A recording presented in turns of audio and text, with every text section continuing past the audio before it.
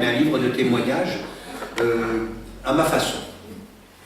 Il a été achevé, je dois le souligner, il a été achevé et mis à jour en septembre 2014, c'est-à-dire il y a à peu près un an, un peu plus d'un an, et donc les événements qui ont eu lieu après ne sont pas pris en compte dans ce livre, mais ils sont plus ou moins prévus. Quand je relis les conclusions et les perspectives ouvertes par le livre, au fond je dis que je ne changerai pas un iota de ce que j'avais écrit, par rien qu'elle est venue démentir ce qui était prévisible de mon point de vue, du moins selon l'optique développée dans cet ouvrage. Le Grand Moyen-Orient, pourquoi, et non pas seulement l'Orient arabe, dans ce livre du moins, c'est parce que c'est l'expression des stratèges néoconservateurs américains qui ont créé ce concept de Grand Moyen-Orient, notamment depuis fort longtemps, mais notamment à l'époque de George W. Bush, donc dans les années 2000. C'est là que le concept va prendre toute son extension. Il écrit au dos de l'ouvrage que ce Grand Moyen-Orient est extensible au gré des pulsions américaines, parce qu'évidemment, il n'a pas toujours eu cette extension, disons, qui va de la Mauritanie jusqu'à la Chine et jusqu'au point de l'Indonésie, aux confins de l'Australie, et puis du centre de l'Asie, de Moscou pratiquement, jusqu'à l'équateur. Il n'y a pas toujours eu cette extension, mais au gré des pulsions américaines, il a obtenu, à partir du Moyen-Orient historique, on prend le Levant, l'Égypte, et puis peut-être la Turquie, l'Iran, et puis même pas la péninsule arabique, à partir de ce noyau, il s'est étendu dans tous les sens, jusqu'à avoir cette extension en latitude et en longitude. Alors, finalement, le Grand Moyen-Orient, c'est une notion avant tout qui est géopolitique et géostratégique, due aux néoconservateurs américains, mais qui sont le résultat finalement de toute l'histoire de la géopolitique américaine et anglo-saxonne. Au fond, pour les puissances anglo-saxonnes, c'est-à-dire la Grande-Bretagne d'abord, qui a été peut-être le maître du monde à une certaine époque, puis les États-Unis qui l'ont été à une autre, et qui estiment l'être encore, mais en l'étant de moins en moins maintenant. Donc il s'agit des puissances anglo-saxonnes et leurs stratèges et leurs politiciens et leurs théoriciens ont une conception de la géopolitique et de la maîtrise de ce que doit être la maîtrise du monde. Alors, ils ont en commun, c'est que l'Angleterre ni les États-Unis ne sont pas au centre du monde. Le centre du monde pour toute la géopolitique, c'est ce qu'on appelle le Heartland, c'est-à-dire c'est l'espace qui correspond en gros à l'ancienne URSS et la Chine populaire, et maintenant à l'espace russe dans toute sa mouvance, et l'espace chinois, et tous ses contours, ses abords. Donc c'est ça le Heartland qui est le cœur du monde.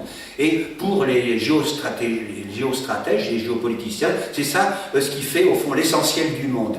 Et donc ça doit être contrôlé. Qui veut contrôler le monde doit contrôler cet espace, disons eurasiatique, l'Eurasie comme on dit. Et l'Eurasie, en fait, pour la contrôler, eh bien, il faut la limiter dans son expansion. Et pour la limiter dans son expansion, il faut remarquer qu'aux alentours, contournant, ceinturant l'Eurasie, eh bien, il y a une ceinture que les géostratèges américains l'appellent quelquefois la ceinture verte musulmane, c'est-à-dire qui ceinture littéralement l'Eurasie. Et le Grand Moyen-Orient, au fond, c'est une mouture, la énième mouture de cette notion de ceinture verte musulmane qui permet, si elle est contrôlée ou dominée, de contenir l'Eurasie et donc de dominer le monde. En fait, d'empêcher l'Eurasie de dominer le monde et de s'étendre sur la planète entière. Alors, pour les États comme les États-Unis qui sont bien loin de cet endroit-là, du centre du monde, pour la Grande-Bretagne qui est quand même très périphérique vis-à-vis du centre du monde, eh bien, finalement, il est important d'avoir cette vision géostratégique et ça explique un peu tout. On dit pourquoi les États-Unis se mêlent-ils au fond des affaires de ce qui se passe au centre de l'Asie et de l'Europe? Eh bien, parce qu'ils veulent dominer le monde, tout simplement. Que dominer l'Amérique, ça ne suffit pas. Ça ne donne pas la maîtrise du monde pour les géostratèges. Alors, au fond, donc le Grand Moyen-Orient, c'est ça, celui de George Bush, et la tempête, elle porte bien sur le Grand Moyen-Orient, et non pas seulement sur l'Orient arabe. Elle s'étend en Afrique, y compris non seulement dans l'Afrique arabe, mais également dans l'Afrique dite subsaharienne, et puis dans la péninsule arabique, et puis en Asie centrale, même ça touche une partie de la Russie, voire de la Chine, toute l'ancienne Union soviétique, les républiques musulmanes, et donc c'est tout ça le Grand Moyen-Orient. Alors ce monde ce qu'on appelle communément le monde arabo-musulman et tous ses abords, détient effectivement une position stratégique aux confins de l'Eurasie, donc et une richesse en gaz et en pétrole et une richesse globale qui est impressionnante. Un potentiel de puissance considérable et constitue un enjeu majeur. Et on peut estimer, c'est du moins ce qu'estiment, je pense, les géostratèges et beaucoup de monde, que du devenir de ce Grand Moyen-Orient, cette ceinture verte musulmane, dépend en bonne partie la physionomie de notre monde de demain, savoir, dans l'époque actuelle, le conflit, on voit bien entre l'Eurasie, finalement, c'est-à-dire le noyau des BRICS, la Chine et la Russie, et puis l'Empire Atlantique, on l'appellera comme ça parce qu'il couvre les deux rives de l'Atlantique, l'Amérique et l'Europe, et bien que le conflit, il porte finalement, il a comme enjeu, comme théâtre, comme symbole finalement, la ceinture verte musulmane, le grand Moyen-Orient, qu'il s'agit de dominer. Alors pour dominer, et on voit bien que la nature de l'issue de l'affrontement qui a lieu maintenant entre ces deux blocs au sujet du monde arabo-musulman, ça détermine non seulement le destin du monde arabo-musulman, mais aussi le destin donc de la planète.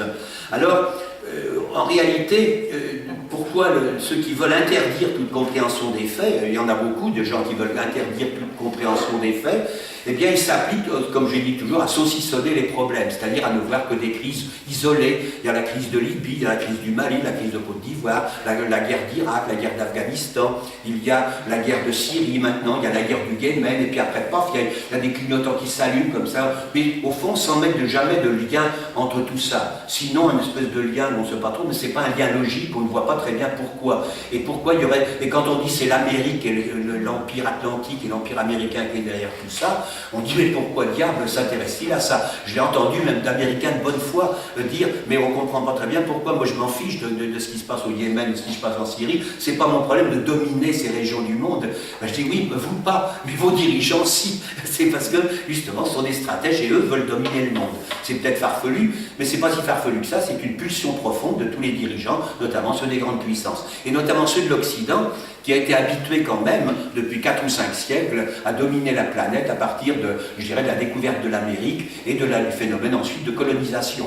C'est quand même un vieil atavisme de l'Occident à dominer le monde, et on ne traverse pas impunément une période de 4 ou 5 siècles comme dominateur du monde, ça laisse des traces, même au XXIe siècle, quand le monde est en train de changer précisément. Alors, il convient donc de replacer en fait tous les événements qui agitent le monde, c'est ce que je me suis efforcé de faire dans ce bouquin, de les mettre dans leur contexte. Ces événements qui agitent le monde, ces politiques, ces diplomates, ces militaires, ces intellectuels, ces médias et ces opinions publiques, dans leur contexte global, dans leur cadre historique, dans leur cadre géographique et dans leur cadre géopolitique, de manière à offrir une grille de lecture plausible. Il faut que la grille de lecture soit plausible. Une grille de lecture, elle peut être discutable, mais elle doit être plausible, c'est-à-dire notamment ne pas comporter d'erreurs grossières, avoir une certaine logique intrinsèque et interne, ne pas comporter et puis surtout bien rendre compte des événements et de la suite des événements. Je crois que c'est ce que je me suis efforcé de faire dans ce livre. Tous les acteurs du théâtre que j'ai mentionné trouvent leur place dans ce bouquin, dans La tempête sur le Grand Moyen-Orient. J'ai consacré en fait quand même 2 chapitres entiers sur 14 à la Syrie, intitulé Les guerres de Syrie, et puis l'autre, la Syrie dans la tourmente ou la descente aux enfers, je crois, ou plutôt dans cet ordre-là, la descente aux enfers et les guerres de Syrie. Donc 2 chapitres sur 14, c'est considérable, d'autant plus qu'il y a beaucoup de références au conflit syrien et à la guerre de Syrie dans les autres chapitres, y compris dans la conclusion, puisque ça me semble être l'épicentre, le centre de gravité, et ça me semble être de tout ce conflit, et ça me semble être devenu l'enjeu emblématique, au fond, de tout ce conflit. Alors, finalement, si j'ai consacré donc à la Syrie tout cet espace du livre, c'est qu'elle cristallise donc tous les aspects de l'enjeu global mentionné ci-dessus, le devenir de notre monde à tous. À savoir, et quel sera son devenir? Est-ce que ça sera un monde respectueux, multipolaire, respectueux de la légalité internationale, ou bien un monde unipolaire comme il l'a été depuis la chute de l'Union soviétique, c'est-à-dire au gré de l'Amérique et des pulsions américaines et de ses alliés? Alors, il est à noter qu'en fait, le théâtre d'opération est le monde arabo-musulman, mais aussi tous ses abords d'Asie, d'Afrique, d'Europe. En Asie, ça comporte l'Asie centrale, musulmane, mais également des parties de la Russie, des parties d'Europe, comme l'Ukraine, le conflit ukrainien, au fond, fait partie du théâtre d'opération, puisqu'il n'y aurait pas eu de guerre d'Ukraine et de crise d'Ukraine s'il n'y avait pas eu de crise de Syrie. Il est clair que s'il y a un lien direct.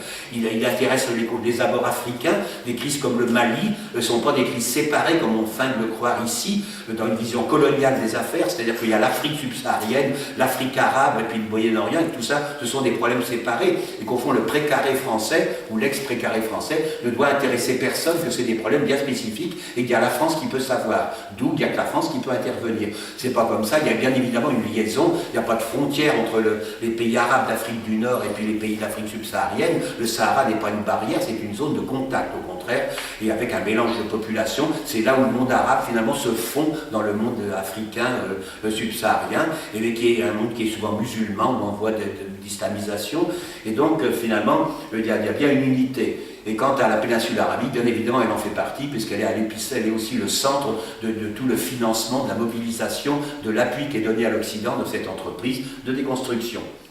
Alors, toutes nos sociétés, qu'elles soient d'Orient ou d'Occident, de l'Est ou de l'Ouest, du Nord ou du Sud, sont donc concernées.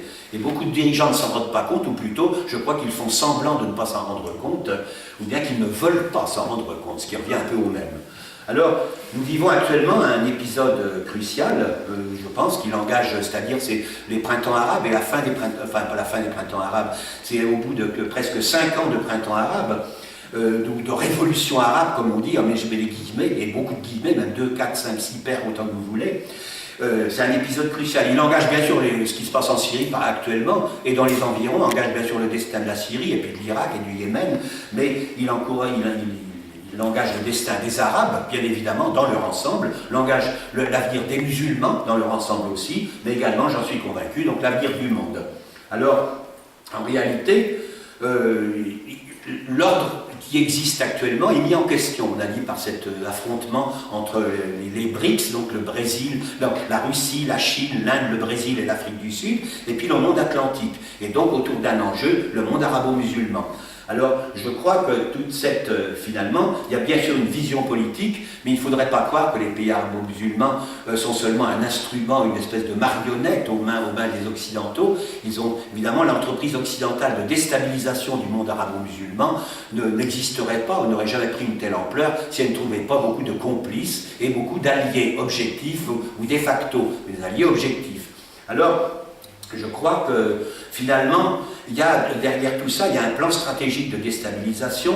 J'ai parlé de tous les stratèges néoconservateurs, mais évidemment, c'est en même temps le plan de déstabilisation d'Israël. C'est ça, je le dis nettement. C'est-à-dire que, parallèlement au plan de déstabilisation, il y a tous les documents qui ont été écrits et toutes les cartes qui ont été publiées de démantèlement du monde arabe, du monde musulman et d'organisation de ce monde, notamment son éclatement en entités, en mini-entités à base confessionnelle ou ethnique. Il y a également un plan qui est parallèle, qui est le plan Oded Yinon, publié en 1982, qui est un diplomate israélien, un chercheur israélien, et dont la carte est finalement très très frappante. Elle prévoit comment les Israéliens peuvent imaginer, à leur guise, la photographie ou la nouvelle carte du monde arabo-musulman. Et c'est très instructif, puisque la Syrie apparaît découpée en 4 ou 5, l'Irak en 3 ou 4, l'Égypte en 2 ou 3, et tous les pays de la région. Mais seulement on a des surprises, parce qu'on voit que, par exemple, le Soudan apparaît évidemment divisé en 2, et plus si affinité.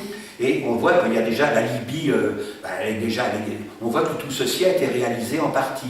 Alors, effectivement, il y a certains des promoteurs de cette entreprise de déconstruction, parmi les alliés de l'Occident, qui sont, pour ne pas les nommer, les principaux, donc les régimes islamistes radicaux, c'est-à-dire la Turquie, des frères musulmans, qui est gouverné par un pays qui est issu de la mouvance des frères musulmans, et qui a une politique quand même extrêmement, très très extrémiste sur la Syrie, une politique de pillage, de destruction et de mort et d'envahissement.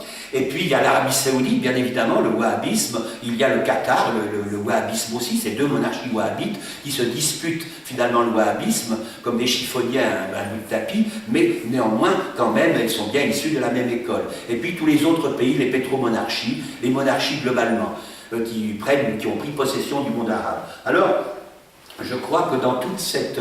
Il y a Israël qui est omniprésent, parce qu'il regarde ça, pour lui le monde arabe c'est un monde qui doit être dépecé, et donc, mais on voit que les promoteurs de cette entreprise de déconstruction du côté oriental, je dirais du côté islamiste, s'ils savaient lire les cartes, s'ils savaient lire tout court parfois, dirais-je par exemple pour tel ou tel monarque, pétromonarque, s'ils savaient lire et regarder une carte, ils auraient des surprises qu'ils se méfieraient peut-être. Parce que sur le plan, la carte d'Oded Yinon, par exemple, de ce diplomate israélien de 1982, c'est vieux, ou bien sur les cartes des néoconservateurs américains, tout ce qui est publié ici et là, on voit que l'Arabie Saoudite est divisée en 5, donc elles ne sont pas du tout indemnes, mais maîtresses du terrain. Elle est divisée en 4 ou 5 avec des lieux saints pontificaux, en quelque sorte, autour de la Mecque et de Médine, et puis un État chiite, un État sunnite, un État je sais plus quoi, un État je sais plus quoi. Il y a des parties du pays qui partent au Yémen, d'autres qui partent à l'Irak, à la Jordanie, et à tous les plus offrants. De même, la Turquie, Erdogan qui joue au malin, serait bien surpris de voir, s'il daignait regarder ce genre de carte, que son pays finalement se trouve amoché au moins du tiers de son territoire, qui est bien évidemment, et peut-être plus, mais au moins le tiers du territoire, qui correspondrait à un grand Kurdistan, dont l'essentiel, rappelons-le, ne se trouve pas en Syrie, certainement pas, peut-être un peu plus en Irak, mais surtout en Turquie. C'est là le corps de bataille, disons, du Kurdistan, c'est en Turquie. Et Erdogan a joué avec le feu, donc, mais son pays est visé également, même s'il ne s'en rend pas compte. Alors, je pense que dans toutes ces considérations stratégiques, oui, le monde a la ceinture arabe, la ceinture arabo-musulmane, la ceinture verte musulmane, au fond, si l'Occident veut la dominer, les maîtres du monde en puissance déjà existants, il y a deux solutions.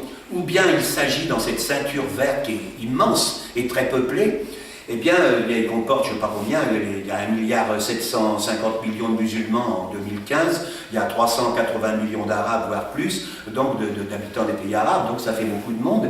Et donc, pour contrôler cette ceinture, il faut y trouver des alliés, des États qui soient des alliés puissants, mais des alliés fidèles, voire des alliés complaisants.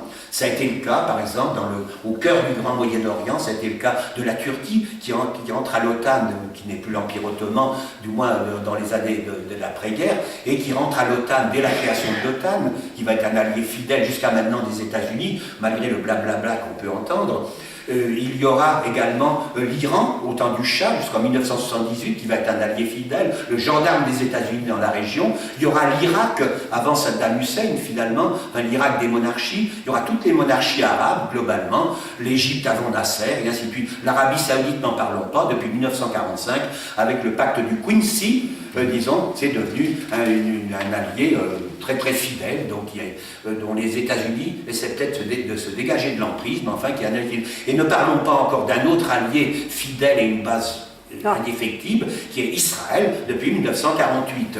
Avec des liaisons presque mystiques, et je dirais messianiques, entre le sionisme tel qu'il a été développé, et puis une certaine école calviniste américaine qui a donné lieu aux sionistes et chrétiens sionistes, qui forment une symbiose entre le judaïsme et le protestantisme, et qui donne cette espèce d'alliance qui n'est pas contre nature, mais au contraire qui est bien dans la nature des choses, dans la nature religieuse. Pour ma part, je n'ai pas une vision religieuse des conflits, j'ai une vision profane des conflits. Je pense que la religion et les religions pour lesquels j'ai le plus grand respect, qu'il s'agisse de l'islam, du christianisme ou du judaïsme, j'ai un profond respect pour toutes les religions, et certainement aucun mépris, et j'insiste dessus. Et pour moi, l'islam est une religion qui est une, il n'y a pas deux religions, une sunnite, une chiite, avec plein de sectes. Il y a un islam avec des interprétations diverses dans son développement historique. Mais disons, je pense que l'islam, y compris le sunnisme et le chiisme, sont brandis à des fins géopolitiques. Et au fond, les conflits qui ébranlent le monde actuellement, y compris le monde arabo-musulman, ce sont des conflits donc géopolitiques qui servent des ambitions. L'ambition des Occidentaux d'une part, et l'ambition des régimes islamistes d'autre part, qui veulent, eux, qu'il y ait seulement un monde sunnite, qui soit dégagé donc de toutes les minorités musulmanes donc, qui ne sont pas sunnites, de toutes les minorités chrétiennes qui ne sont pas musulmanes, et puis, en même temps, qui doit répondre à la doctrine wahhabite ou à la doctrine des frères musulmans, qui ont d'ailleurs un socle commun. Par conséquent, ça sont également des ennemis, si on veut, la majorité des sunnites, des sunnites musulmans, des musulmans sunnites, qui fournissent d'ailleurs le plus grand cortège de victimes à tous les événements que l'on voit se dérouler actuellement. Alors, tout ça, finalement, c'est ce que je décris dans ce livre. Et au fond, on peut voir que le contexte international a pris un tour nouveau et toutes ces visions stratégiques après la chute de l'Union soviétique de 1989, la chute du mur de Berlin, jusqu'à 1991, la dissolution aux alentours de Noël de l'Union soviétique et du bloc socialiste finalement. Et là, à ce moment-là, c'est à la fin de la guerre froide, il n'y a plus deux blocs qui se disputent la maîtrise du monde, il n'y a plus de bloc eurasiatique et de bloc atlantique, il n'y a plus qu'un bloc atlantique, puisque l'URSS perd son statut de superpuissance. Elle est tétanisée et traumatisée, elle va être réduite à son noyau, je dirais, russe. Ça va être grâce à Gorbatchev qui prépare ses conférences et s'est fait tromper dans les grandes largeurs. Donc elle va jusqu'à Poutine, elle va être réduite, humiliée et amoindrie et rendue, disons, à moins que rien. La Chine, elle, va être également traumatisée par l'échec du communisme et elle va faire attention de ne pas recommencer l'erreur des soviétiques, donc elle va se consacrer à son développement économique et être bien tranquille. Autrement dit, pendant une vingtaine d'années, de 1991 à 2000, mettons presque à 2011, je dirais, bon, eh bien la Chine et la Russie ne vont pas faire une réelle opposition à toutes les visées américaines et occidentales et atlantistes.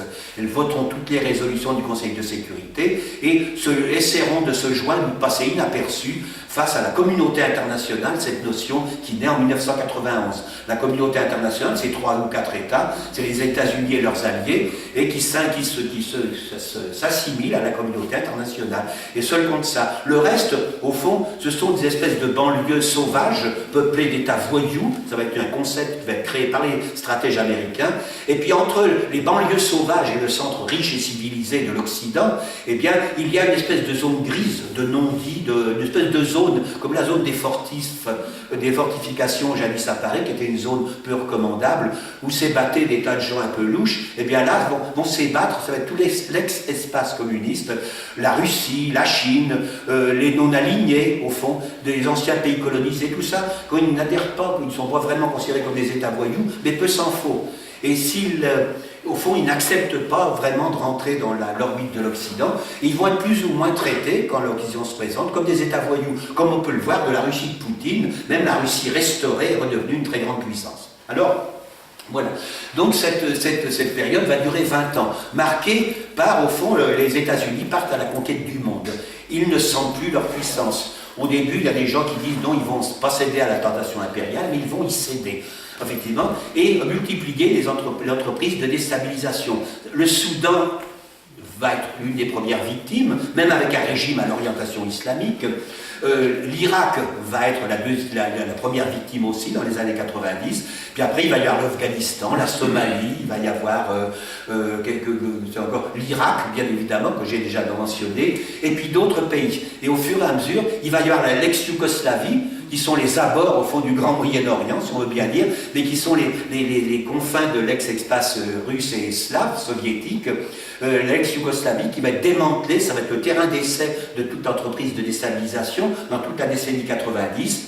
Et puis, il va y avoir des après des révolutions colorées, la deuxième invasion de l'Irak, et puis finalement, on va s'attaquer, disons, progressivement, on va s'approcher par le biais d'une liste d'États voyous qui inclut par exemple la Libye, la Syrie, le Liban, l'Iran va être visé, et ainsi de suite, ça va être la liste des États voyous.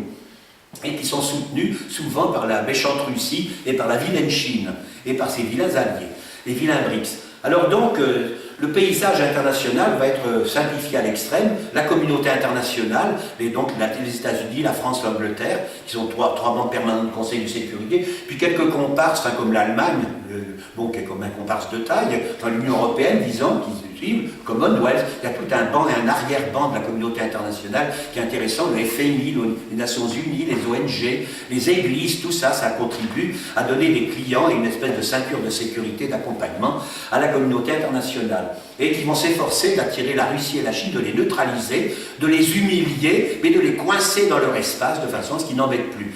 Alors donc, finalement, ça va durer. Le premier sursaut va être en 2008, la Russie de Poutine face à la crise géorgienne, où il y avait un coup d'arrêt.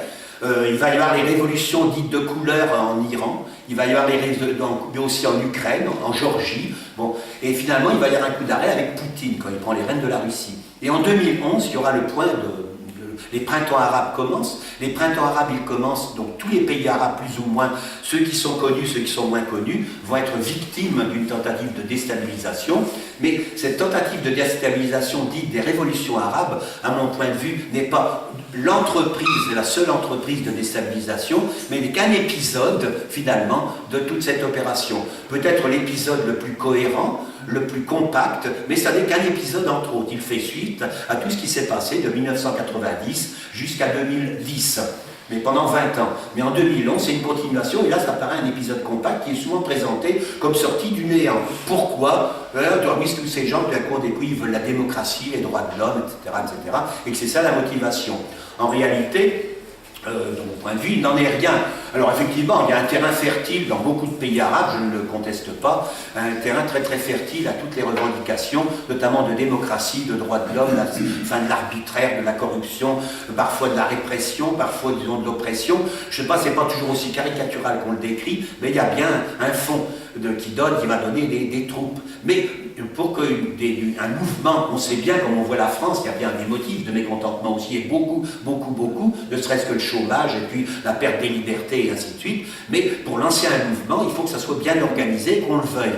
La volonté, elle ne va pas forcément venir des pays arabes, ni des pays musulmans, elle va venir de l'extérieur, c'est-à-dire notamment des États-Unis, qui ont tout un appareil de production industrielle de la démocratie, qui va avec des ONG, des fondations, avec un tas des services secrets, des services spéciaux, les églises, il y a toute une armée de production de la démocratie qui va former par milliers, peut-être dizaines de milliers, des cyber-résistants qui, dans tous les pays arabes concernés par les révolutions et les printemps, y compris la Tunisie, l'Égypte, la Libye, la Syrie, mais aussi tous, et puis l'Ukraine, et puis il va y avoir tous, et ceux de Yougoslavie, qui vont être formés à créer des révolutions, à créer des aspirations démocratiques, à instrumentaliser les aspirations démocratiques et à les transformer en mouvements pour renverser des régimes qui ne plaisent définitivement pas à l'Occident, puisque c'est ça le point commun de tous les régimes qui sont attaqués et fruits et cibles de la déstabilisation. On notera, on dira, dans l'Égypte, la Tunisie, les cyber-résistants aussi, ils ont été formés à l'Occident. Il y a bien eu un printemps de Tunis, alors au début ça tombe un peu sur le monde, il y a bien eu un mouvement qui va aboutir au renversement de Ben Ali. Je ne sais pas si c'est un tyran sanglant ou c'est sûrement un dictateur, un type autoritaire. Il est commissaire de police, il gère son pays comme un commissariat de police, bon c'est clair, mais bon c'est peut-être pas exactement non plus l'enfer de répression qu'on décrit, je n'en sais rien. Il y a des côtés modernes qui vont séduire les femmes, pas seulement le tourisme, la francophonie et puis les hibiscus en fleurs, mais il y a également l'émancipation des femmes, il y a un certain modernisme, une ouverture sur l'étranger, au fond, qui n'est pas antipathique. Bon, de même, la Libye n'est pas forcément la prison à l'air libre que l'on dépeint, c'est pas Gaza. La Libye, par exemple, a le niveau de vie le plus élevé du continent africain quand on va s'attaquer à Kadhafi. De même, du point de vue des standards des droits de l'homme et des droits humains et du développement humain des Nations Unies, elle est au numéro 1 sur le continent africain, au numéro 2 dans le monde arabe. Le revenu a été multiplié par je ne sais combien, grâce à la politique de Kadhafi, au revenu pétrolier, mais à la politique de redistribution. C'est moins injuste qu'ailleurs, la redistribution, c'est moins injuste qu'en Arabie Saoudite, par exemple.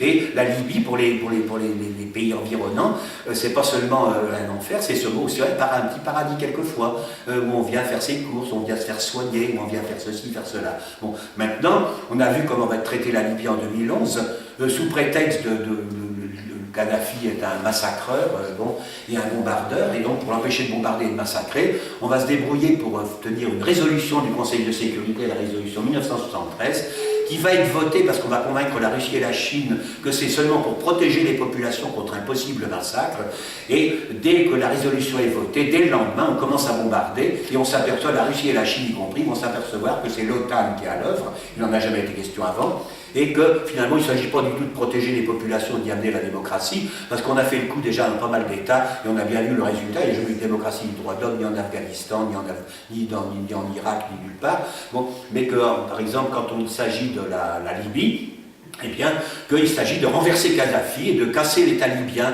et de le réduire au chaos, de le transformer en entité. Je vois si c'est ethnique, mais là ça va être des entités tribales par exemple. Et la Libye, pour ceux qui aiment la Libye, il y en a 3 ou 4 ou 5 maintenant, ils sont contents. Bon, on ne parle plus de la Libye, d'ailleurs en Occident, personne, je me rappelle Juppé qui se félicitait, nous sommes fiers de ce que nous avons fait en Libye et du bilan de la France, il ne s'en félicite plus maintenant, il a même avoué en aparté qu'il regrettait, qu'il s'était trompé. Ah oui, il est tard, mais il n'y a plus de Libye, ou plutôt il y en a 2 ou 3, il y en a 3 ou 4 de trop. Bon. Et ainsi de suite, de même, l'expérience va être recommencée en Syrie. Seulement en Syrie, qu'est-ce qui va, l'expérience va coincer, puisque lorsque on va vouloir entreprendre la même... Alors, l'entreprise de Libye, c'est pas seulement l'OTAN, c'est les révolutionnaires, entre guillemets, libyens, qui courent de dune en dune, avec une stratégie proprement incompréhensible, qui recule de 50 km avant d'avancer de 60 et vice-versa, et on ne sait pas très bien ce qu'ils veulent, d'où ils sont, d'où ils sortent, ce qu'ils veulent, etc. Mais ce qu'on voit, c'est que ça fait le chaos et le désordre. Le résultat va être celui-ci. Donc avec des milices, des conseils révolutionnaires, il y en avait des centaines, il y en a toujours des centaines, disons en Libye. La Libye, c'est le chaos, the chaos qui est voulu. Alors évidemment, l'opération de Libye a été pas seulement menée par l'Occident, elle a été soutenue par les pays que j'ai mentionnés. Déjà la Ligue arabe qui va faire l'objet d'une OPA par les pays du Golfe, l'Arabie Saoudite, le Qatar et tous les pays pétroliers, les monarchies de façon générale, y compris la Jordanie et le Maroc. Et puis la Turquie, qu'on va inviter aux réunions de la Ligue arabe pour montrer que ce n'est plus la Ligue arabe, que c'est une islamisation de la Ligue arabe. Bon. Et donc les Émirats vont même envoyer des avions, les Qatar probablement une Jeep et une camionnette, et puis beaucoup d'argent, des millions et des milliards de dollars.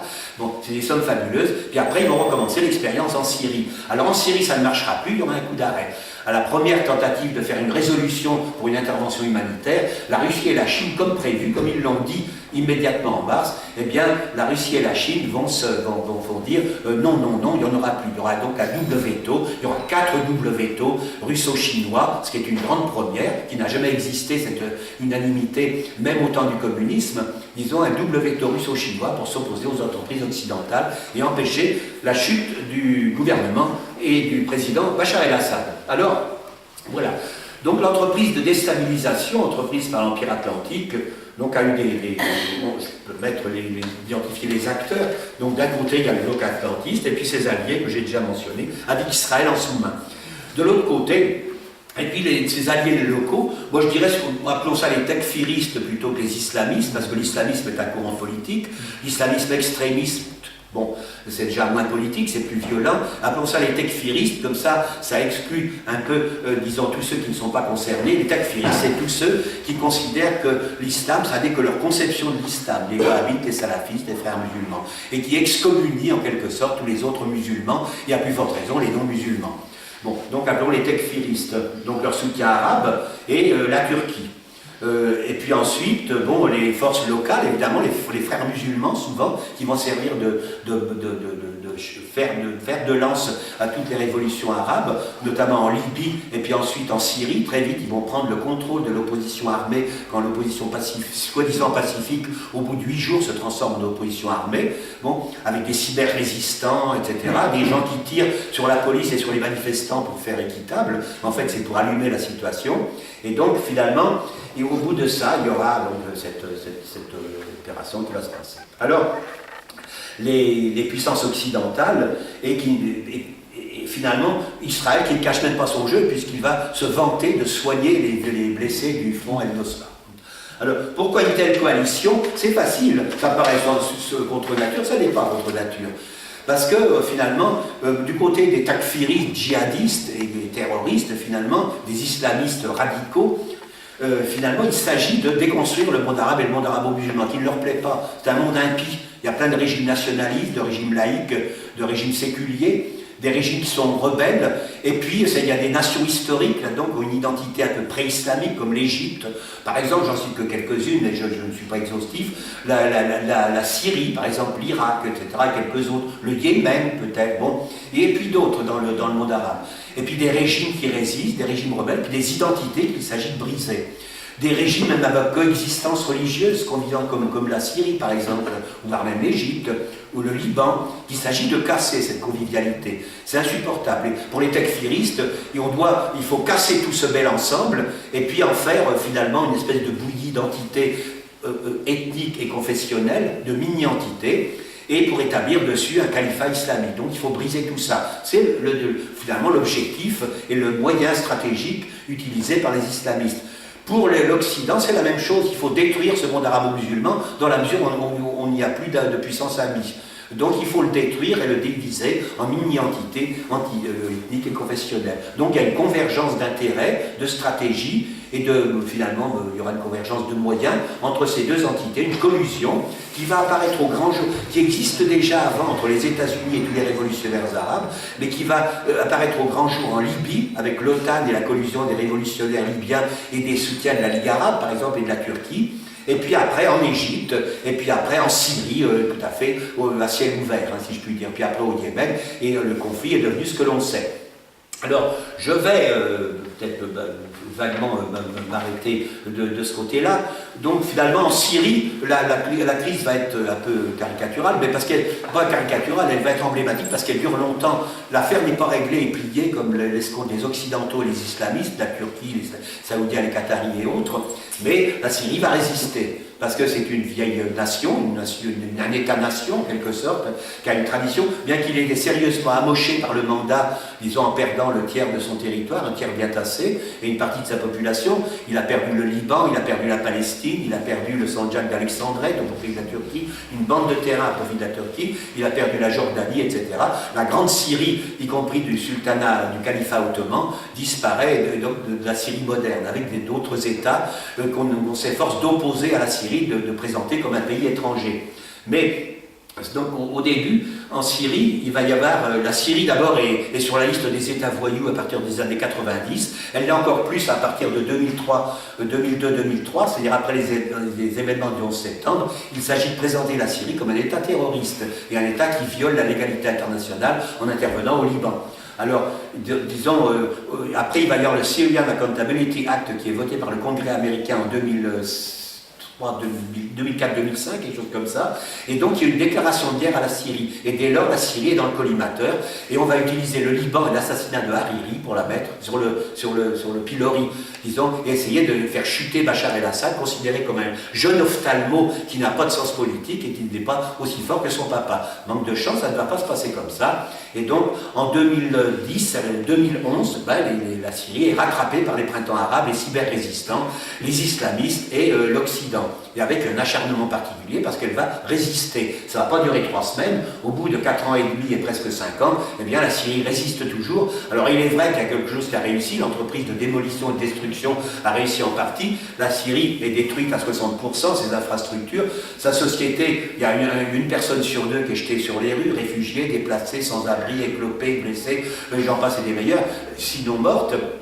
Bon, et puis, il n'y a pas de guerre civile en Syrie, il y a une guerre étrangère, il y a une guerre entre la Syrie telle qu'elle existe, son gouvernement, ses institutions, son armée, son président, et puis, disons, des forces étrangères qui sont aidées par des éléments locaux. Parce que localement, il reste effectivement les restants de l'armée libre syrienne, qui sont des déserteurs ou des transfuges de l'armée, mais c'est pas très honorable de trahir son pays, finalement. Et puis deuxièmement, ils ont disparu, ils sont intégrés aux groupes extrémistes, djihadistes et terroristes qui sont de plus en plus submergés par les combattants étrangers, qui sont même plus des Syriens, mais des fois de toute nationalité arabe, mais encore plus, et de plus en plus sous l'influence turque, ou bien par désir de revanche contre la Russie, des Tchétchènes, des Turkmènes, des Ouzbeks, des gens de l'Asie centrale ex-soviétique, et puis aussi même des Ouïghours qui ont des vérités séparatistes en Chine. On a dans la zone contrôlée par Daesh, on en parlera plus tard, ça c'est le dernier phénomène, je l'aborde à la fin, je parle de la naissance de Daesh, qui est le produit de l'invasion américaine, et non pas un produit du terrorisme purement et simplement, c'est un produit de l'invasion américaine de l'Irak, de l'emprisonnement évidemment de tous les dirigeants des insurrections et contre-insurrections islamistes anti-américaines dans une même prison, et de leur cohabitation en prison avec les gens du Bas irakien, qui après le démantèlement de l'État bassiste syrien, ont été mis dans les mêmes prisons. Ils ont sympathisé comme on le fait à Fresnes ou à la Santé. Bon. Et donc ça va donner les cadres de Daesh, on dit que les cadres du Bas formaient une bonne partie de l'encadrement militaire de Daesh en Irak et en Syrie. Bon. Alors, donc Daesh a des soutiens, la Turquie bien évidemment, et puis je ne vais pas rentrer, on pourra en reparler plus tard, mais j'en parle dans le livre, mais on est encore qu'en 2014, Daesh est encore quand même de création relativement récente, où on peut déjà prévoir ce qu'il va faire en Irak et en Syrie. Le Daesh donc est lié organiquement et historiquement à Al-Nosra, Al-Nosra étant la branche syrienne de Al-Qaïda, donc entre Daesh, Al-Nosra, Al-Qaïda, il y a une parenté, et cette parenté c'est avec l'Arabie Saoudite, avec le Pakistan et avec les États-Unis. Ça vient, l'origine remonte donc à la guerre d'Afghanistan contre les Soviétiques. Alors voilà. Qu'est-ce que je pourrais dire encore? Alors effectivement, actuellement, donc, il y a ce qui se passe en Syrie, il y a tout le bilan, j'en parle longuement. La guerre, finalement, la phase très courte de contestation, s'il y en a une de contestation pacifique, moi je ne suis pas très sûr, on dit que dès les premières manifestations, il y avait déjà des gens armés qui tiraient à droite, à gauche pour allumer l'incitation. Mais ça va apparaître dans des zones adossées aux frontières selon le modèle libyen, adossées à la frontière jordanienne, à Dera, adossées à la frontière turque, ou bien adossées, disons, à la frontière irakienne, toujours, ou adossées à la frontière libanaise, toujours des zones marginales, suivant le modèle libyen, le modèle de Benghazi, par exemple. Ensuite, il y a une prise en main rapide par les extrémistes religieux, notamment les frères musulmans, qui en Syrie ont une tradition de violence qui n'est pas surfaite, je crois. Et puis, il y a une phase de l'opposition armée, il va y avoir une armée libre syrienne, donc on a beaucoup entendu parler, qui est soutenue d'emblée par l'Occident et ouvertement, voire armée par des pays comme la France, la Grande-Bretagne, soutenue par les États-Unis, par la Turquie, l'Arabie Saoudite, le Qatar, etc. Et cette armée libre syrienne va être très vite noyautée par les frères musulmans et devenir une armée potentiellement de djihad. Il y a un passage à l'action terroriste dès juillet 2012 avec un immense attentat, un grand attentat à Damas qui décime l'appareil sécuritaire syrien, mais sans effet subalterne, disons, sans effet collatéral vraiment. Et puis il y a un appel au djihad très vite qui va suivre à partir de l'automne 2012, l'appel au djihad et à la guerre sainte. Pour ceux qui connaissent la Syrie, pour les Syriens, c'est un appel surréaliste et personne ne pense même qu'avec un appel au djihad, la Syrie va devenir ce qu'elle est devenue maintenant, c'est-à-dire un pays qui est le royaume du djihad sur terre. Personne ne peut le croire, c'est ce qui s'appelle être rattrapé par l'histoire et être dépassé par l'histoire finalement. L'histoire qui dérape un petit peu. Alors donc, l'appel au djihad va être suivi d'un afflux des combattants étrangers qui vont s'organiser en groupes armés et qui vont submerger littéralement l'armée libre syrienne. Et puis il y aura ensuite des regroupements autour du front Al-Nosra, donc Al-Qaïda, Daesh, et tous ces groupes finalement qui sont mouvants, où les gens vont et viennent, mais en fait ce sont les mêmes gens, avec un encadrement étranger, une présence étrangère, peut-être même le service de sécurité étranger. Quand on voit les gens de Daesh qui sont toujours masqués, on peut se demander qui est derrière les masques quelquefois. D'avancer à la prussienne comme ça et de rentrer sans combat avec des fils de voitures et de drapeaux, etc. Ça fait très Nuremberg, si on veut, et de mon parade de ce que je pense. Et donc finalement, bon, voilà. Alors, l'action de ces groupes armés, et on a déjà parlé de la collusion donc, entre l'Occident et les terroristes, et bon, ça va être ouvert sans complexe. Monsieur Fabius, notre ministre des Affaires étrangères, dira les gars du Jebhat el-Nosra, qui est de Al-Qaïda en Syrie, font du bon boulot. Alors après, évidemment, bon, et ils vont servir finalement même d'atout contre Daesh, et ça va entraîner les errements que l'on sait. Alors, dans le livre, j'aborde tout ceci donc jusqu'à le mois de septembre 2014, je crois qu'en prenant tous les pays, en montrant qu'Israël est omniprésent, la cause palestinienne est un peu la cause obligée, je remonte aux racines historiques, aux stratégies, aux techniques de l'OTAN, de l'Occident, pour démanteler et déconstruire le monde musulman, aux ambitions des takfiris, des salafis. Je fais une histoire rapide de l'islam et de ses mouvements divers. Les origines de la notion de djihad, le grand et le petit, etc. Bon, enfin, vous verrez, je vais vous laisser comme des raisons de lire ce livre. Si je vous dis tout, vous aurez envie de l'acheter. Et donc, alors, ce que l'actualité présente confirme, au fond, c'est la conclusion de mon livre. Il y aura 2 épisodes à la fin. Il y en a un qui est décrit bien assez en détail dans la conclusion, chapitre 14 du livre. C'est l'épisode de 2013 à propos, donc, la technique globale des insurgés, je dirais des rebelles, puis des terroristes et des djihadistes, contre le régime syrien et le massacreur Bachar el-Assad, ou l'impie Bachar el-Assad, va être la technique du faux drapeau, qui consiste à attribuer ce que l'on fait, ses propres méfaits, les crimes, les massacres, les destructions de masse, les attentats, les voitures piégées, tutti quanti, de les attribuer au régime. Ça va trouver un très très bon écho en Occident, chez les intellectuels, les gourous, les médias, les hommes politiques, avec une loi de l'omerta qui est implacable, qu'on voit à l'œuvre jusqu'hier au Sénat par exemple, toujours jusqu'à maintenant. Et donc ça va être tout le bilan, au fond, tous les morts, les victimes, tout ce qui est cassé, détruit. La destruction de la Syrie est mise au compte du régime syrien. On attribue même à Bachar el-Assad d'être le parrain de Daesh. C'est complètement surréaliste, mais c'est comme ça. Et plus le mensonge est gros, plus il réussit. Alors, donc, en 2013, on attribue ainsi une attaque à l'arme chimique sur la Ghouta, à Damas.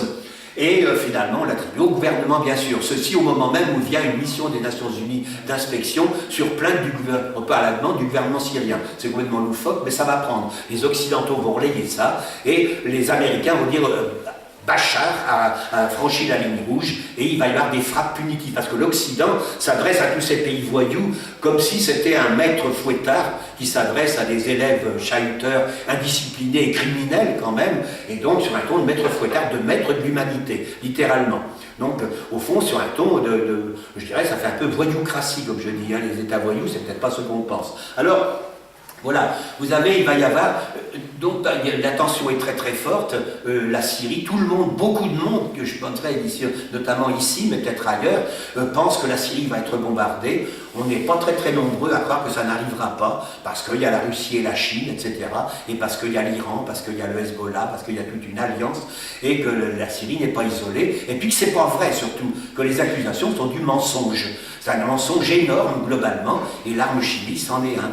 Alors, il y a le premier coup de génie de Poutine et de Lavrov qui va proposer un deal à Obama qui s'est trop avancé. Obama veut bombarder, mais seulement il va être refroidi, Obama, par deux choses. D'une part, une menace d'impeachment des sénateurs, où on l'accuse d'outrepasser ses pouvoirs et d'engager les États-Unis, disons, en outre mesure, sans demander l'avis du Congrès. Et puis deuxièmement, et surtout peut-être, il y aura une tentative de tester les défenses syriennes, c'est-à-dire de balancer 2 missiles sur les défenses syriennes et les défenses sur la Syrie à partir de la côte d'un porte-avions, je ne sais plus trop, en Méditerranée, et disons ayant oublié, ignoré qu'il y avait des forces, la marine soviétique et la marine chinoise qui stationnent, disons, au large également, qui font face, et que les défenses aériennes syriennes ne sont pas nulles du tout, elles sont bien armées, et les deux fusées vont être détruites. Une va être détruite en vol et l'autre détournée. Et je crois que ça refroidira beaucoup les pulsions, encore une fois guerrières, d'Obama, le prix Nobel de la paix. Alors, voilà, il y aura un accord qui va être signé entre la Russie et les États-Unis. Obama doit une fière chandelle à Poutine, déjà en septembre 2013. On a l'impression que non seulement il ne va pas lui en être reconnaissant, peut-être sur le moment, mais très vite il va lui en vouloir. C'est toujours déplaisant de devoir trop à quelqu'un, et qu'il va se venger, et qu'il va essayer de recommencer, de prendre la Russie au dépourvu, disons, cette année, maintenant. Alors, globalement, ça sera le deuxième. Le premier est détaillé dans le livre, hein, l'affrontement entre la Russie, la Chine, les BRICS et puis l'Occident, les États-Unis et la Russie, l'accord qui est sur l'arme chimique syrienne, et puis les conséquences, c'est-à-dire que les États-Unis renoncent à utiliser l'option militaire contre la Syrie et renoncent finalement à faire des sanctions, à bombarder la Syrie, pas seulement sur le moment, mais pour plus tard. Alors ça vaut ce que ça vaut, mais c'est comme ça. Et donc à ce moment-là, on dit, moi j'écris que ça marque que l'ordre du monde, définitivement, a changé. Les États-Unis ne peuvent plus faire ce qu'ils veulent, l'ordre du monde a changé. Que c'est pas à 100%, que ça n'est pas dans tous les domaines, qu'il y a des retours de bâton, il y a des retours en arrière, et effectivement, de péripétie en péripétie, on vous dira, vous dites ça, mais c'est pas si changé que ça, les États-Unis font ce qu'ils veulent. Non, on voit bien à l'heure actuelle ce qui se passe, comme la coalition américaine contre Daesh, la coalition farfelue et un peu bidon, je dirais, hein, qui tire sur une mobilette un jour, sur une demi-voiture le lendemain, le tiers d'un djihadiste sur le lendemain, bon, et qui finalement n'a aucun résultat après plus d'un an, avec des milliers de raids aériens et sans doute des milliers de tonnes de bombes qui ont été déversées. C'est pas sérieux. On voit les Russes interviennent et ça renverse la donne stratégique et militaire. Alors je n'entrerai pas dans les détails, mais l'ordre du monde, il est bel et bien changé, et c'est ça que l'on peut déduire, et c'est pas du baratin, une histoire de causer ou d'écrire, que l'ordre du monde, entre les BRICS, entre notamment la Russie et la Chine, et l'Occident a changé. Les États-Unis le savent bien, ils ne peuvent plus faire ce qu'ils veulent. Même ceux qui pensent que les États-Unis sont toujours la première puissance du monde, je ne suis pas très sûr d'ailleurs, que c'est pas vrai pour longtemps. La puissance économique, ça n'est plus vrai. La Chine est passée au numéro 1 depuis le mois de décembre-janvier. Au point de vue militaire, on dit que la Russie a largement la parité, notamment dans le domaine nucléaire, avec les États-Unis, si ce n'est pas la suprématie, ce qui fait réfléchir globalement, y compris les États-Unis et leurs alliés. Voilà, donc c'est ce que l'actualité présente confirme. Donc l'ordre du monde est plus qu'il est, que la situation elle a changé à partir de la Syrie et de cette offensive de déstabilisation contre le monde arabe et le monde arabo-musulman qui, je le répète, répétons-le, depuis 2010 a touché tous les pays. Le Maroc, l'Algérie, et c'était pas la guerre civile des années 90, mais le Maroc, l'Algérie, la Tunisie, l'Égypte, l'Arabie, même la Syrie, la Libye, l'Irak, l'Afghanistan et ainsi de suite, le Yémen, mais globalement aussi on verra que pour que des pays même les plus imprévus, on dira oui mais ça prend pas en compte par exemple l'Égypte. Si l'Égypte de Moubarak a été en 2007, il y a une déclaration, et je finirai par là, une déclaration du directeur de la CIA de l'époque devant un auditoire attentif et instruit et documenté, comme quoi nous allons déstabiliser, c'est une des énièmes listes de déstabilisation, la Syrie, le Liban, l'Irak, l'Iran, le Pakistan, je ne sais pas trop quoi, et puis l'Égypte de Moubarak, elle apparaît comme ça, alors ça surprend un peu tout le monde parce que Moubarak en 2007 est encore un des grands amis de l'Amérique, mais l'Amérique ne fera pas un geste et va contribuer à le dégommer finalement par cyber-résistants interposés. Et eux aussi, il dit quand on aura déstabilisé tous ces pays-là, on passera à l'Arabie Saoudite. Ça sera son tour. Et dans tous ces cas, nous utiliserons des islamistes et des mouvements islamistes. Nous allons fabriquer aux Arabes et aux musulmans un islam à leur façon, un islam qui va leur plaire.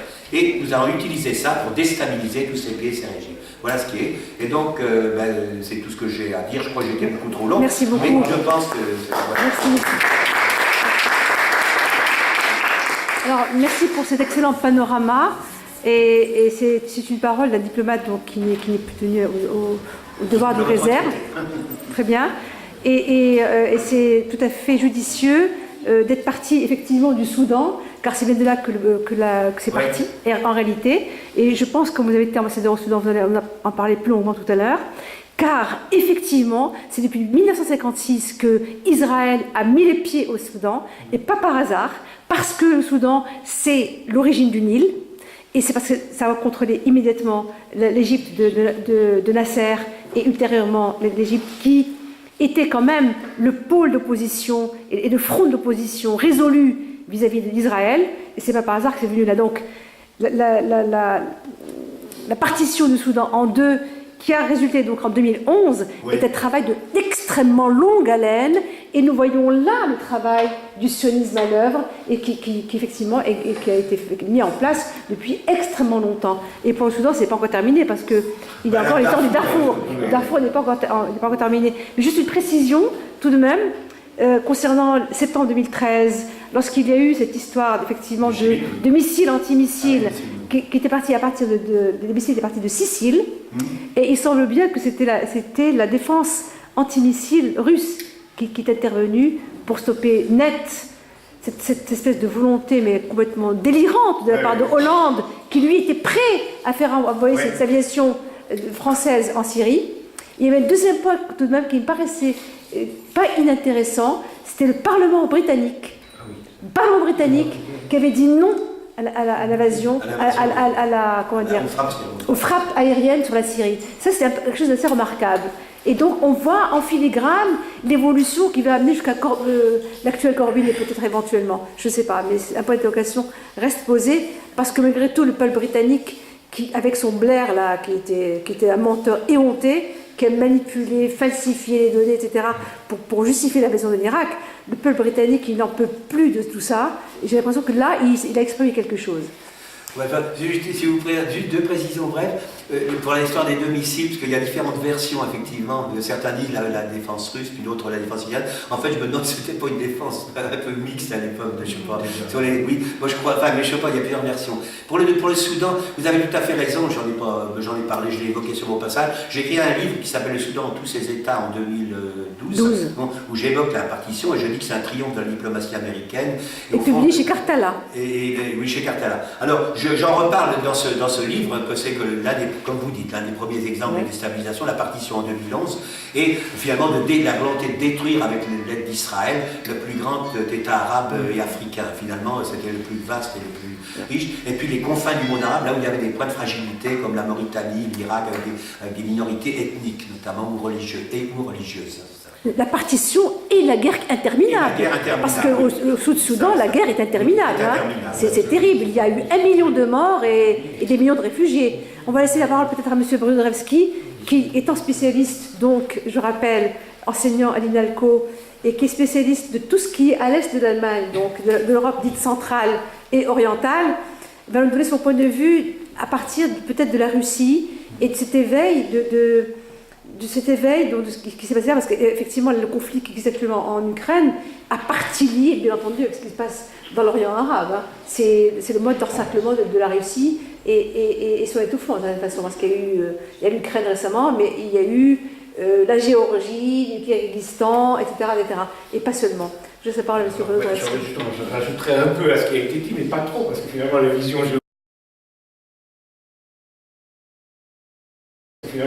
géopolitique du Grand Moyen-Orient, c'est finalement la vision géopolitique du monde entier, parce que c'est le lieu où les contradictions du monde s'affrontent, mais ce sont des contradictions qui sont planétaires, qui ne sont pas limitées au monde musulman, et je dirais même malheureusement, le monde musulman n'est qu'un instrument et non pas un acteur. Le jour où le monde musulman deviendra un acteur, à ce moment-là, ce sera autre chose, on aura des peuples libres et autonomes dans leur choix.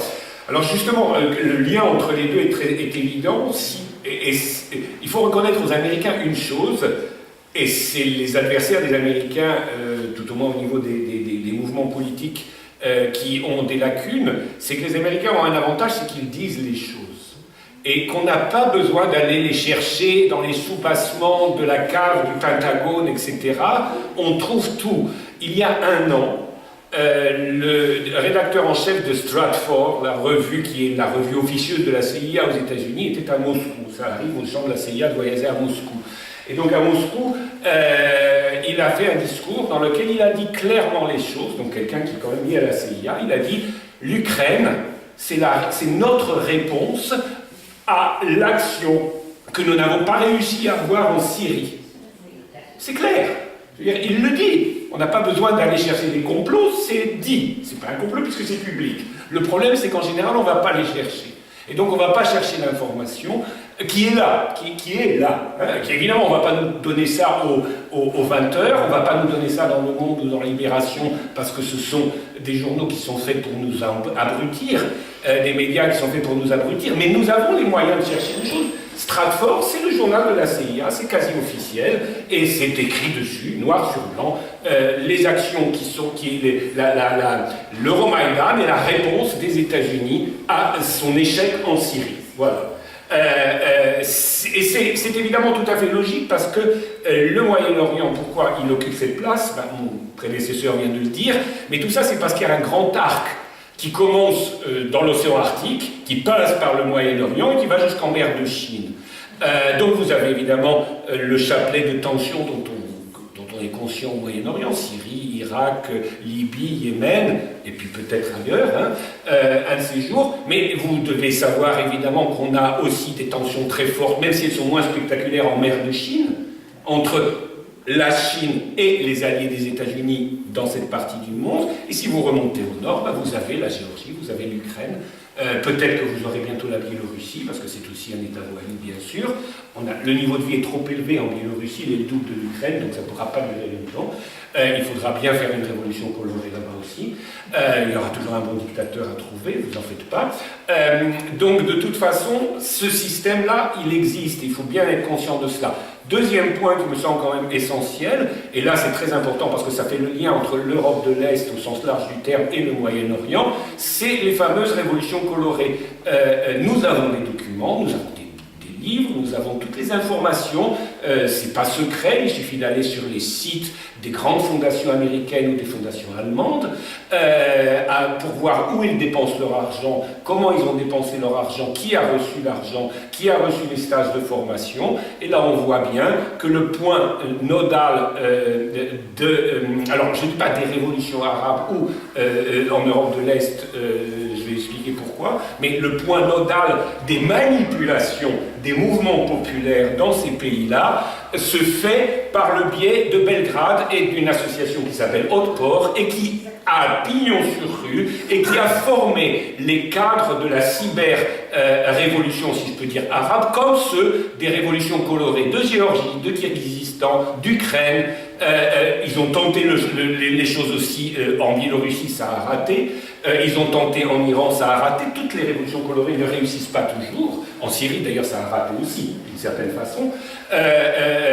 Mais les tentatives, on les a eues dans plusieurs pays. Et alors, quelle est la stratégie de ces groupes? La stratégie de ces groupes, c'est éventuellement, évidemment, de viser un certain nombre de pays. Alors, les pays qu'on ne veut pas viser, quand il y a des mouvements populaires, on n'en parle pas. Vous ne savez pas, évidemment, qu'il y a, je pense, 1 an et demi, Monica qui est dans la salle me corrigera, je pense que c'est il y a 1 an et demi, la moitié de la Bulgarie était dans la rue. Mais personne n'en parle. Là, il ne faut pas qu'il y ait de révolution parce que la Bulgarie est un élève modèle de l'OTAN. Donc il n'y a pas de révolution en Bulgarie, même si la moitié du pays est dans la rue. La moitié du pays est dans la rue. La Bulgarie, c'était la moitié du pays qui était dans la rue. Donc il y a des pays où le peuple est dans la rue, mais on n'en parle pas. Et il y a des pays où il y a 5 personnes dans la rue, et avant qu'en gros plan, ça fait une révolution. Hein? Parce que finalement, rappelez-vous, à Benghazi, on ne nous a rien montré. Comment ça se fait? À la place Tahrir, quand comme Moubarak coupait la télévision, on avait les satellites qui permettaient de voir la place Tahrir en dépit de Moubarak, mais à Benghazi, on n'a rien vu. Les satellites, tout d'un coup, ne fonctionnaient plus pour Benghazi, parce qu'il y avait trop peu de monde. Parce qu'aujourd'hui, on sait qu'il y avait peut-être 200-300 personnes à Benghazi. Ça ne fait pas révolution populaire. C'est pas Tahrir. Et c'était tourné dans les studios de Al Jazeera. Voilà, donc de toute façon, on n'a pas montré ces révolutions, parce qu'il n'y en avait pas. Hein? Donc, à Sofia, quand il y avait toute la ville de Sofia qui était dans la rue, là, on n'a pas montré non plus. Parce que là, il ne fallait pas la montrer parce que c'était un bon élève de l'OTAN. Hein? Donc, ça, c'est un premier point. Et ce qui est très important, c'est de voir que ces cyberactivistes, et ça, c'est encore écrit, ils le disent eux-mêmes, il n'y a pas de secret, il faut aller chercher des sources et on les trouve. Ils le disent eux-mêmes, ce sont des mouvements populaires, notre tâche est de faire en sorte qu'ils ne dévient pas. Alors qu'est-ce que ça veut dire qu'ils ne dévient pas? Ça veut dire par exemple, tout le monde sait que le monde arabe, historiquement, depuis 1948 jusqu'à aujourd'hui, la blessure centrale du monde arabe, c'est la Palestine. Hein? Donc, de quoi s'agissait-il? Pourquoi à Tahrir, on n'a rien vu sur la Palestine? Parce que les cyberactivistes faisaient en sorte de dévier les slogans. Dès qu'il y avait un drapeau palestinien, dès qu'il y avait quelque chose qui rappelait la Palestine, les télévisions ne le montraient pas. Hein? Et les cyberactivistes étaient actifs pour qu'on ne parle pas de Palestine, place Tahrir, ou dans d'autres révolutions. De même, dans les pays de l'Est, il s'agit, quand il y a des gens dans la rue, il s'agit, parce que dans les pays de l'Est, quoi qu'on pense des grosses erreurs et des gros défauts de ce qu'ont été les régimes socialistes avant 89, avant 91, et il y a de quoi critiquer ces régimes, bien sûr, il n'en reste pas moins, toutes les enquêtes d'opinion le montrent, que la majorité des peuples de l'Est est nostalgique de ces régimes. Non pas parce qu'ils étaient des régimes idéaux, mais parce que depuis, c'est l'enfer. Donc, en comparaison, évidemment, c'est beaucoup mieux avant. Le niveau de vie, l'égalité sociale, etc. C'est d'ailleurs ce qui explique pourquoi la Biélorussie n'est pas tombée quand les Américains ont voulu faire une révolution colorée en Biélorussie, parce que la Biélorussie, c'est le seul pays qui a gardé un minimum d'égalité sociale. C'est pas un paradis sur Terre, mais il y a un minimum d'égalité sociale et il n'y a pas de chômage. Donc là, la révolution colorée ne pouvait pas fonctionner. En Ukraine, elle pouvait fonctionner parce que le pays s'est effondré. Et donc, il s'agissait, mais dans les pays arabes, il s'agit de la même chose, de ne pas permettre que lors des mouvements populaires, on se rappelle qu'il y a pu avoir des régimes qui étaient quelque part moins mauvais que les régimes actuels. Par certains aspects au moins. Parce que si on se repose la question, par exemple dans les pays de l'Est, il faut avoir en tête qu'on a eu d'énormes mouvements populaires avant 89, avant 91 dans les pays de l'Est. Par exemple, Solidarność en Pologne, par exemple, les grandes grèves et les syndicats en Union soviétique des années 80, oui. Tous ces mouvements avaient comme objectif de corriger les défauts du régime, mais pas de le renverser. On a eu de fait un coup d'État. Hein, je rappellerai quand même qu'en mars 1991, il y a eu un référendum en Union soviétique qui a donné 71% des voix pour le maintien et la transformation de l'Union soviétique. Non pas pour la fin de l'Union soviétique, mais pour la transformation de l'Union soviétique et son maintien. 71% des voix, c'est quand même pas mal dans une démocratie. Il n'y a quand même pas beaucoup de régimes qui peuvent avoir 30% d'opposants et 70% d'appui. Or, qu'est-ce qui est arrivé quelques mois après? Vous avez eu le putsch, le contre-putsch, toute une opération à Moscou, et c'était terminé. Et c'était pas suffisant d'ailleurs, puisque 2 ans plus tard, il a fallu que, entre guillemets, le démocrate Yeltsin, appuyé par les États-Unis, bombarde littéralement le Parlement et tue les députés pour, au nom de la démocratie bien sûr, pour éliminer radicalement tout ce qui tenait encore dans ce pays. Alors malheureusement, évidemment, quand même, pour les Américains, c'est qu'il s'est avéré qu'en Russie, le corps social n'était pas tout à fait mort, et que après l'hécatombe yeltsinienne, parce que c'est une hécatombe, il faut quand même bien penser que, ça vous le dira en général pas, qu'après 91, le taux de mortalité, l'âge de la mortalité en Russie a baissé de 10 ans. Les Russes mouraient 10 ans plus tôt qu'à les périodes soviétiques. Comme régression, c'est une régression de temps de guerre. Donc vous pouvez comprendre évidemment que ce pays était totalement exsangue, et je dis pas, il y a eu un ressort. Ce ressort, évidemment, il a un nom, ça s'appelle Poutine. Poutine a été assez intelligent. La question n'est pas de savoir s'il est bon ou mauvais. Patriote. La question est de prendre conscience que quelqu'un comme Poutine a été assez intelligent pour saisir que s'il voulait renforcer le pouvoir d'État, il fallait qu'il aille au-devant de ses revendications populaires, c'est-à-dire qu'il redonne à la Russie le sens de son honneur. Sa peuple a envie d'être fier de son pays, ça c'est une première chose. La Russie était, moi j'ai connu la Russie dans les années 90, ce qu'on entendait partout c'était l'humiliation. Et l'humiliation de devoir payer dans son propre pays en dollars. Ça c'est quelque chose que les Russes ne pouvaient pas supporter. De ne pas pouvoir avoir sa monnaie nationale dans laquelle, comme il disait, on est prêt à manger de l'herbe, mais on veut l'acheter en roubles et pas en dollars. Donc évidemment, Poutine, il a fonctionné là-dessus. Et je dirais, son intelligence, c'est ça. Alors on voit, là, il y a des liens. Et les BRICS, c'est quoi? Les BRICS, en fait, s'ils existent aujourd'hui, c'est grâce aux États-Unis. Si les États-Unis, parce que c'est des régimes très différents, si vous regardez la Russie, le Brésil, l'Inde, la Chine, l'Afrique du Sud, rien au départ ne les aurait unis, si ce n'est qu'ils ont tous été humiliés, marginalisés par la grande puissance d'outre-Atlantique à partir de 1991. Donc évidemment, tous les pays qui ont intérêt à ce qu'on appelle la multipolarité se sont retrouvés. Ils n'ont a priori aucun lien particulier entre eux, si ce n'est l'envie de survivre en tant qu'entité autonome, en tant qu'entité indépendante, en tant qu'entité souveraine. Souveraine, voilà, souveraine, c'est ça, c'est le mot que je cherchais, c'est exactement ça.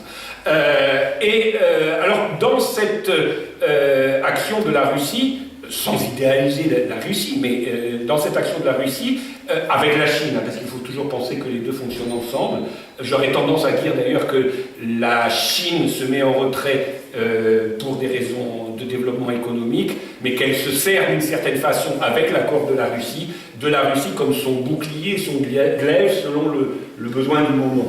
C'est un jeu de deux puissances qui se complètent en quelque sorte. Alors il y a évidemment un grand handicap pour les pays du BRICS, et je pense qu'ils en sont très conscients, et ça je pense que c'est absolument fondamental, c'est que vous n'avez peut-être pas remarqué que la dernière réunion du BRICS a eu lieu dans une ville qui s'appelle Oufa.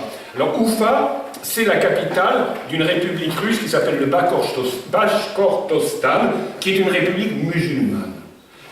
Et ça, je pense que ça n'est absolument pas un signe du hasard. Quand on connaît les Russes, quand on connaît la diplomatie, on ne choisit pas les choses par hasard. Ils auraient pu très bien réunir les gens à Moscou, ils ont réuni ça à Oufa. Et d'autant plus important que c'est à Oufa, donc dans une capitale musulmane de Russie, qu'on a invité le président du Pakistan, pour qui va rejoindre le groupe de l'organisation de Shanghai. Or, le Pakistan, c'est évidemment quelque chose qui est symboliquement, historiquement, je dirais même identitairement pour les musulmans très important. C'est-à-dire qu'on voit bien que les pays du BRICS sont conscients du fait qu'il leur manque un allié musulman à leur taille. Parce que le monde musulman est totalement morcelé. Alors évidemment, ils ont l'alliance iranienne, mais comme l'Arabie Saoudite a joué sur la carte sunnite l'Iran comme allié musulman, c'est un peu gênant parce que c'est un pays chiite. La Russie a essayé de mettre de l'avant l'Indonésie. Et l'Indonésie, pour le moment, qui est le plus grand pays musulman, mais l'Indonésie, pour le moment, est encore trop liée au dollar et à l'économie américaine. Et donc, il y a des jeux, et en particulier, donc, on essaie d'attirer le Pakistan dans et on l'a vu au sommet de Oufa. Et ça, c'est quelque chose qui me semble très important. C'est-à-dire que la Russie joue, aujourd'hui, j'ai envie de dire qu'elle joue avec 5 doigts. Je vais m'expliquer de quoi il s'agit, ces 5 doigts de la politique russe. C'est, bien entendu, la Russie d'après 91. D'abord, il faut que vous sachiez que dans la constitution russe, il y a 4 religions nationales. C'est-à-dire que la Russie a fait figurer les religions qu'elle considère comme faisant partie de son patrimoine culturel. Il ne s'agit pas d'être croyant ou pas, ça c'est une question évidemment individuelle. En revanche, la culture russe est basée sur 4 religions qui sont, dans la Constitution, le christianisme orthodoxe, l'islam, le judaïsme et le bouddhisme. C'est-à-dire les religions des 4 peuples fondateurs de la Russie, des 100 peuples qui appartiennent à une de ces 4 religions. Alors, ce qui est très important, c'est qu'évidemment, on a parlé de christianisme orthodoxe, pas de christianisme. On parle d'islam, mais on parle de christianisme orthodoxe. Ce qui évidemment, a un volet culturel. Et ça, je pense que c'est très important, parce que le jeu que mène la Russie, en particulier au Moyen-Orient, c'est d'apparaître de plus en plus comme la protectrice des chrétiens. Donc ça, et elle a pu d'autant plus le jouer que la France joue le rôle qu'elle joue. Alors évidemment, la Russie peut jouer ce rôle. Ça, c'est un premier point. Alors ce qui va avec, c'est aussi toute une offensive qu'il y a en Russie et en Chine contre ce qu'on appelle en Chine la pollution culturelle. Alors la pollution culturelle, qu'est-ce que c'est? C'est les mœurs dégénérées de l'Occident. Voilà. Vous êtes d'accord, vous n'êtes pas d'accord, mais c'est ce que on considère donc que la Russie ou la Chine défendent les valeurs historiques, les valeurs traditionnelles des cultures, des peuples qui ne veulent pas tomber dans le boboïsme post-68 art ou je ne sais pas quoi. Donc ça, c'est un premier point. Le deuxième point, c'est que la deuxième religion de Russie, c'est l'islam. Et vous pouvez constater que dans la politique russe, on met de l'avant 3 républiques islamiques, enfin musulmanes, pardon, c'est le Tatarstan, le Bashkortostan, dont je vous parlais tout à l'heure, et la Tchétchénie de Kadyrov. Et là, il y a vraiment une stratégie ça n'est pas un hasard si aujourd'hui vous venez d'avoir l'inauguration de la grande mosquée de Moscou, qui ne sera pas qu'une mosquée, mais qui sera un centre culturel, une médersa, une université islamique. Il s'agit évidemment de faire en sorte qu'en Russie, les musulmans russes puissent servir de point de départ à une contre-offensive anti-wahhabite. Donc c'est le deuxième doigt de la Russie. La Russie joue l'islam dans sa stratégie. Troisième doigt, le judaïsme. Alors évidemment, vous savez que beaucoup de soviétiques, donc de Russes, ont immigré en Israël. Il y a à peu près 1 million de citoyens israéliens qui sont d'origine russe ou russophone, ce qui fait beaucoup, mais ils sont radicalement déçus de cette société israélienne, ce que les Israéliens d'ailleurs constatent pleinement, puisque si vous regardez la télévision israélienne, tout est sous-titré en russe, parce que le million de Russes d'origine n'apprend pas l'hébreu. Alors pourquoi est-ce que cette désaffection des Russes d'origine juive, c'est parce que quand ils arrivent en Israël, ils découvrent qu'on ne les reconnaît pas comme juifs, parce qu'ils n'ont pas été à l'école orthodoxe juive. Leur judaïsme est un judaïsme libéral. Ça veut dire que, par exemple, comme on le dit très souvent dans la presse russe en Israël, nous sommes suffisamment considérés comme Israéliens pour aller nous faire tuer quand il y a des guerres. En revanche, quand il faut nous enterrer, on ne nous enterre pas dans un cimetière juif. Donc cette découverte du sionisme réel, et non pas mythique, explique évidemment pourquoi la Russie est en train de jouer la carte d'un judaïsme qui serait désionisé. Pourquoi est-ce qu'on a à Moscou tant de synagogues alors qu'il y a si peu de juifs? Il s'agit aussi d'essayer de montrer un autre judaïsme, un judaïsme qui ne soit pas ce judaïsme à la botte des États-Unis et je dirais un judaïsme hollywoodisé, comme le wahhabisme est aussi un islam hollywoodisé. Et puis à ça, évidemment, vous pouvez ajouter le bouddhisme, puisqu'il y a 2 républiques bouddhistes en Russie qui, d'une certaine façon, permettent de faire le lien avec un certain nombre de pays asiatiques. Et puis, n'oubliez pas que la Russie, même si le parti dominant en Russie, c'est le parti de Poutine, qui est un parti, je ne sais pas qu'on dirait, je ne sais pas comment le classer politiquement, enfin, j'ai envie de dire que c'est un parti gaulliste russe, c'est-à-dire grosso modo un parti traditionnaliste et entre guillemets de droite, mais droite au sens tradition, mais le deuxième parti de Russie, c'est le parti communiste. Le parti communiste de Russie fait 20-25% des voix. Et Poutine est en relation avec ce parti. Et ce parti permet à la Russie d'avoir ce 5e doigt, le doigt qui lui permet d'avoir des contacts dans la gauche mondiale. Donc évidemment, par rapport à la période soviétique, elle a perdu peut-être des territoires, mais elle a 5 atouts idéologiques, alors qu'à l'époque soviétique, elle n'en avait qu'un. Ce qui finalement est un atout potentiel.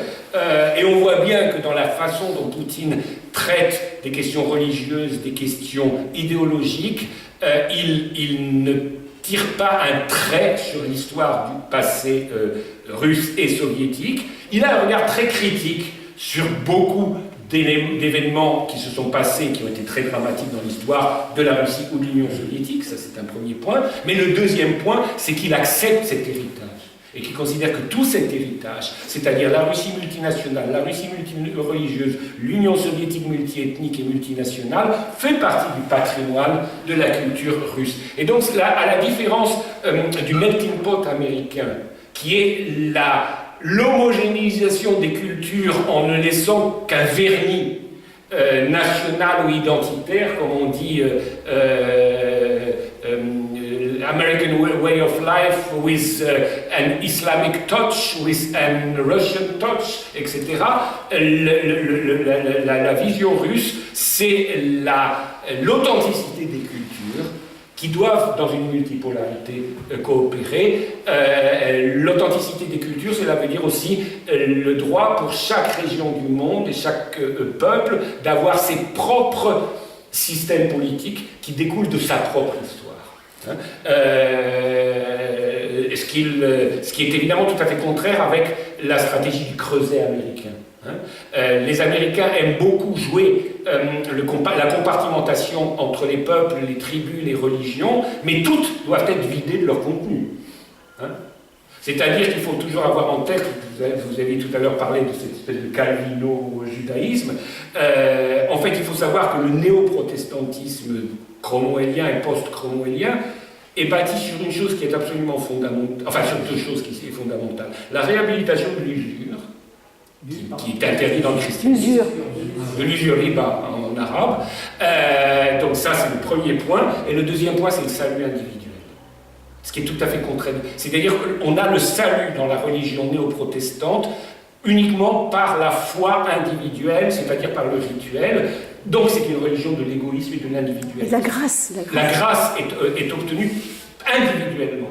Alors que, évidemment, dans toutes les religions monothéistes de base, c'est les œuvres qui sont fondamentales. C'est-à-dire qu'est-ce qu'on fait pour l'ensemble de la création de l'humanité qui compte. C'est pas ce que moi je fais et qui plaît à Dieu. Et ça n'est évidemment pas... Et lié à ça, vous avez évidemment le concept du peuple élu. C'est-à-dire qu'il y a des peuples que Dieu aime et puis d'autres qu'il n'aime pas. On ne sait pas pourquoi, c'est un Dieu capricieux, il choisit ceux qu'il aime et puis il élimine les autres. Tout ça, c'est le néo-protestantisme. Alors que l'essence même du monothéisme, c'est exactement le contraire. Alors ensuite, la question qu'on soit croyant ou qu'on ne soit pas croyant, c'est autre chose. Mais qu'on soit croyant ou pas croyant, je dirais, l'idée du collectif, de la solidarité sociale, du lien social, est absolument fondamentale. L'opposition, c'est Madame Thatcher, there is no such thing like society. Hein, il n'y a rien d'autre que là, ça n'existe pas la société. Ça, c'est le néo-protestantisme grand moyen dans toute sa, si je peux dire, splendeur avec des guillemets.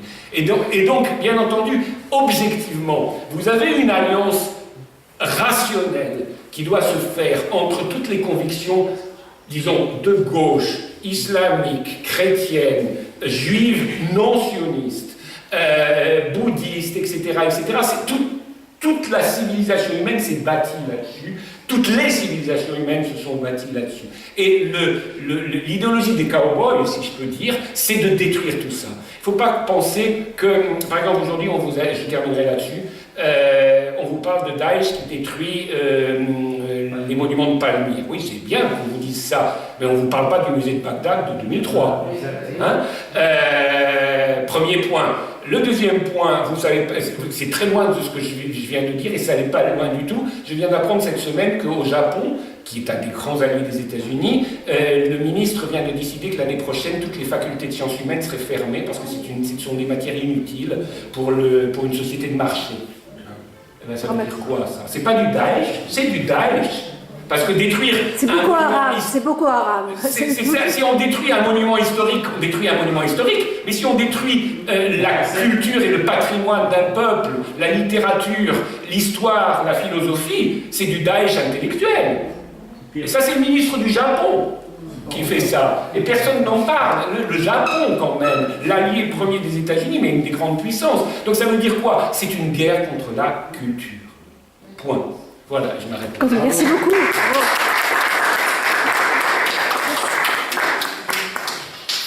Juste un petit contrepoint, si vous permettez, Monsieur Brzezinski. C'est d'autant plus vrai, cette histoire de Pakistan qui se rattacherait vraisemblablement aux BRICS, que on a vu que le Pakistan ne participe pas à la boucherie contre le Yémen. Bien sûr, oui, Alors que le Pakistan, de tout temps, a servi d'armée de réserve pour les basses œuvres de l'OTAN et de l'Arabie Saoudite. Tout à fait. Effectivement. Bon, si vous avez des questions à poser. Et vous venez devant... Oui.